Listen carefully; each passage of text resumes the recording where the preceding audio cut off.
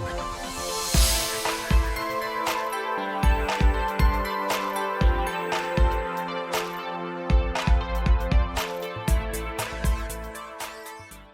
and welcome to Flory Models Kit View Time. Today we've got Mini Art's latest release. This is the 1/48 scale P-47D-25RE.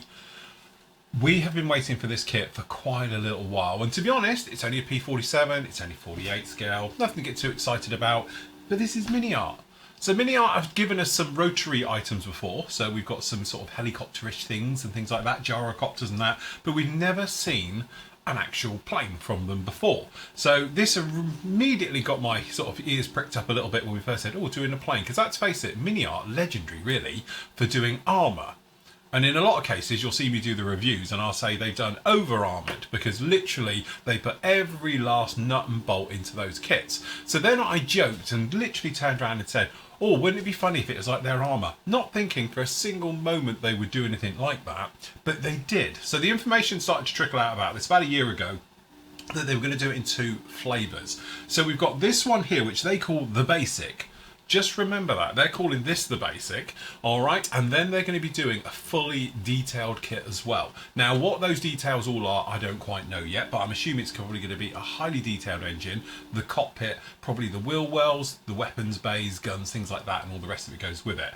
So I'm intrigued to know what a basic kit of theirs looks like, compared to obviously what the fully detailed one is. So we've started off with this particular one, so I think it's going to be a good starting point. So, as you can see, nice little bit of box art for this one. Kit number for this one is 48009, alright? And it says it everywhere, this is the basic kit. That's why I'm quite intrigued to see what it is, alright? Running around on the box, there's not a great deal about it. You've got your usual blurb down in there, a little bit of blurb down over the kit number, and we've got our versions of it just down in here as well. So as we can see on here, 82nd Fighter Squadron, which is the 78th Fighter Group of the 8th Air Force, obviously Duxford 1944, pretty much standard one down in here.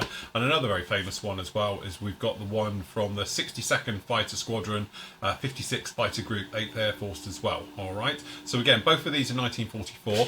Decal's a cartograph, which is obviously a really plus thing as well. So in the box we are greeted by, if I can get in the said box, oh, here we go, a bag.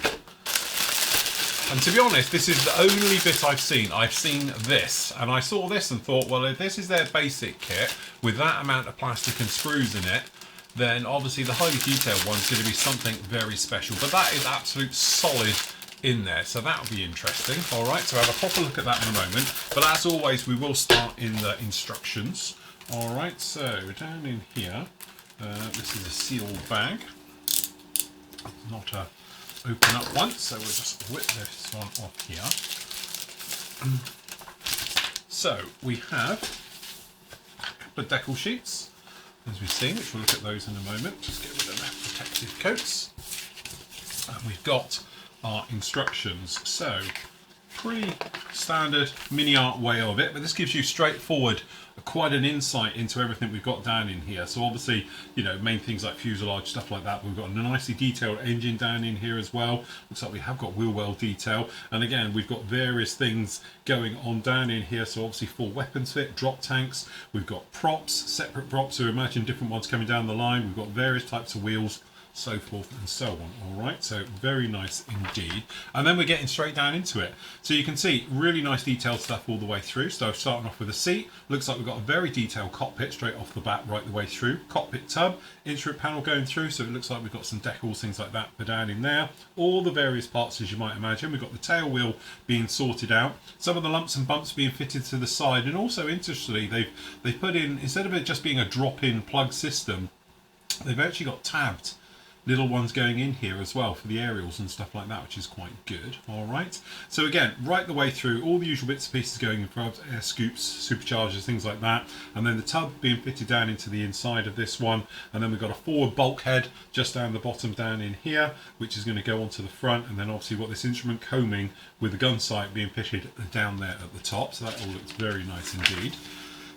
Then over to the engine, so obviously got that gorgeous radial engine, alright, right the way through, got the reduction gear, things like that being fitted onto this one, the usual bits and pieces all the way through, and then obviously you've got the cooling scoops open or closed, And then obviously we've got cowlings going around all the engine as well, which looks like you could probably have these open. Looks like we've got cowl flaps open or closed as well, which again, nice touch. Tail wheel being fitted in and all the various parts. So it looks like it's like a plug-in unit down into there, which is nice. And then we've got lovely detail going through with all the wheel wells, so that looks nice. And then various parts for the flaps and actuators, but going in there. Guns obviously being fitted in. I think this is where the basic one's going to come through. So we just got no full length guns or anything else like that. We're imagining this big void here will be made up of the actual gun base and ammunition areas, things like that as well, going in with those. All right. So again, all the various parts being fitted onto these ones all the way through. The other wheel well being fitted, and then exactly the same on the other side. You've got different types of wheels on this one, so just be careful which ones you're going to be going with. And again, different types of hubs depending on which version you're doing as well. So we've got 3 different types of center wheel hubs, 3 different types of tyres on this as well, so make sure you have a look through to know which ones you will be using. Then usual thing, we've actually got it so you can have the gear open or closed on this one right the way through, actuators for those, props being fitted down onto this one, canopy being fitted, and again we've actually got the brace for the actual pylons being done, and then with those on you've got options of obviously fuel tanks and drop tanks being fitted to this one as well. All right, so again we've got the full ground attack ordnance with this one, so we've got your normal free fall bombs, we've got rockets as well, so again you can do your loadout as you actually wish. Decal placement all the way through, as you can see, pretty much standard on that one in there, and a nice colourful diagrams here at the rear as we've seen before. So again, some very nice options for these ones, but let's face it, one of the great things about this kit is that you've got as many aftermarket markings for it that you can shake a stick at, so very nice indeed. And then last up, got the colour callouts and your actual weapon areas just like that. So in the old decals, you can see these are done by Cartograph, so that's, face it, sort of legendary in the industry. Really nice, very strong. Obviously it'll be very strong with these white with the checkerboards as well, so that's nice, but also the other ones are looking good. And again, instrument panel, couple of options on which way you want to do it. Go with the black one, or you can just do the dials. Again, choice is yours, which is nice. And then a smaller stencil detail just down in here, as you can see. And again, they have broken them down as well. So we've got top side decals, we've got bottom decals, we've got right side, left side, and again for the bombs and things. So again, they've broken those down into nice, easy to find areas, as you can imagine. So that's good. Right, so into the said plastic. So if we get in here, we are greeted by multiple bags of bags, but we'll start as always, I think, with the fuselage halves. All right, so the first thing that jumps out to me, I'll be honest with you, is that it's typical mini art. So you know, the sprues are quite big and they're quite chunky, the plastic is very soft, very sort of malleable and all the rest of it, but really I think what's letting the kit down, or from a visual point of view, is just because the texture, there's that slight texture that Mini Art have on all their armour is also on the aircraft, and in some ways I know it's very fine and it's lovely and it's probably great for armour. Would have been nice perhaps if the moulds had been just a little bit more polished than we're seeing down in here. That said, that doesn't detract from obviously all the gorgeous detail on this. So we got fantastic riveting detail, different scales and sizes, panel lines, different scales and sizes. We've got raised details down in here as well, so we've got this plating all the way down the actual belly of the beast, so to speak, right the way through. And again, some really nice touches. So we've got the little step in for the main gear, and again, beautifully riveted and done just like that right the way through. So again, it looks very sharp, very nice indeed. Again, it's just a shame about this texture, but I think by the time we've got a coat of primer on it, it'll probably calm that down just a little bit. But if you did want to do obviously a natural metal finish and something highly shiny and all the rest of it, you're probably just going to have to take in a couple of coats of gloss just to bed this in before you come in with it. But generally you'll be absolutely fine. Internals, as I said, nothing. There's nothing really going on in here. We're expecting the bigger one to have it. But again, we've got these very nice flat done ejector points all the way through, which is an interesting way of doing it. But they are all recessed and they're all nicely tucked out of the way. And again, just up on this tail at the top here, you can probably see this is actually stepped. So again, recessed on this side. So it's just got a little sawtooth into it on over here, so those will line up really nice. But generally I think that's pretty darn good, really sharp. Just the plastic is a little bit soft. We'll look at that in a moment. So straight into it all, excuse the rustling. we are greeted by, we've actually got the main wings and all the various parts onto this one. Again, looking really nice, very good, very clean, crisp. So if we start up here at the top, you can see there's all that detail, looking nice. We've got the sort of firewall for the engine, top of that wing as well. You can see beautiful riveting detail showing through all the way. Looking good. Also, I'm looking at the actual layout of the wings and that just to see if I can spot the fully detailed kit as well in amongst it all. But generally really nice. The riveting down on these areas is beautifully done. And again, you've got quite a lot walking around in these areas, which we're assuming maybe something coming down later. But there is no opening at the tops here to open up the tops of the wings. So I'm wondering if the fully detailed ones will have newer wings onto it. Because obviously cutting into those will be a little bit of a hassle. We've got different types of gear down in here as well, so we're expecting lots of other versions to be coming down the line. But generally, that's very, very nice, all of it.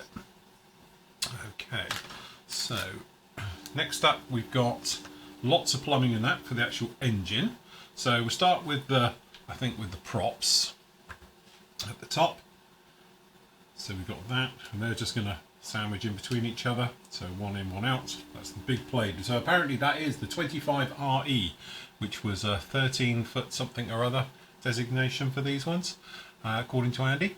So engine wise, really nice, really good vanes showing right the way through. That'll take a wash lovely. That reduction gear on the front is beautifully moulded and designed and all the rest of it.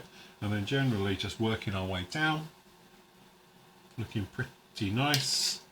Those engines, tops of the pots, the exhausts, actually all of those look very, very nice indeed, so happy with those.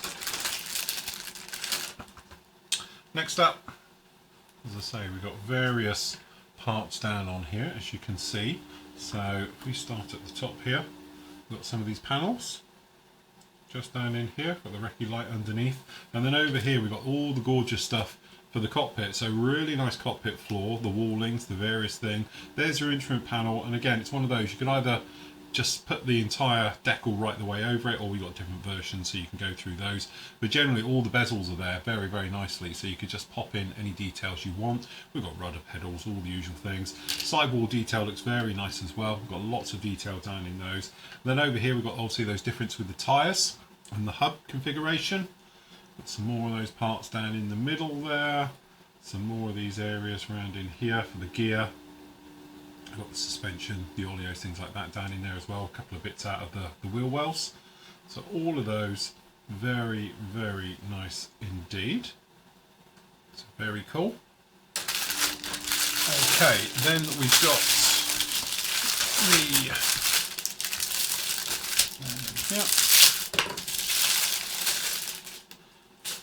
we've got the control surfaces, tailplanes, some stuff around the seat, all the bits and pieces on sprue B here. Some really, really nice stuff. Probably see the details on this all the way through. Looking good. The ailerons looking nice. Got those flaps there. We've got the armoured plate behind the pilot, the various bits down in here. Over here we've got the seat. You can see the seat, more rudder pedals, more side walling, things like that. Cowl flaps open and closed all the way down in here as well, so there's nice options. We've got the tail wheel area, and again all the wheel wells have got no ejector pins in them or anything else like that, and then the doors are all clear of them, absolutely fine. All of those tailplanes down in here just like this. Then we've obviously got gear door closed option, so if you did want to do it in flight, you've got the doors all completely closed up, which actually would be handy for masking just before, obviously during painting and things like that, so we can just use these. Very nice as well. Supercharger, got the bottom of it just down in there. Very, very nice. And then we've got some barns.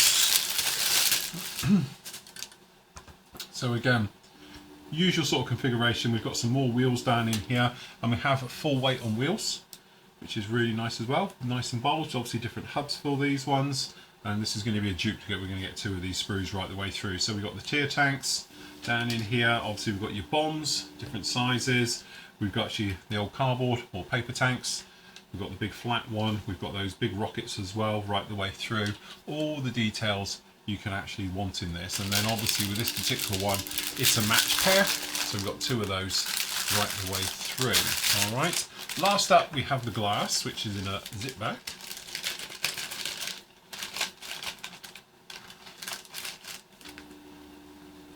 Okay. It looks very thick, very heavy, but actually it's clear. That's actually not too bad at all. Obviously it's a really complex shape, so you're going to get distortion, but it's very, very clear. And obviously the front ones, you can see it's nice and clear down in there. We've got navigation, lights, obviously the gun sight. Very, very nice indeed. There we have it. So what do we think?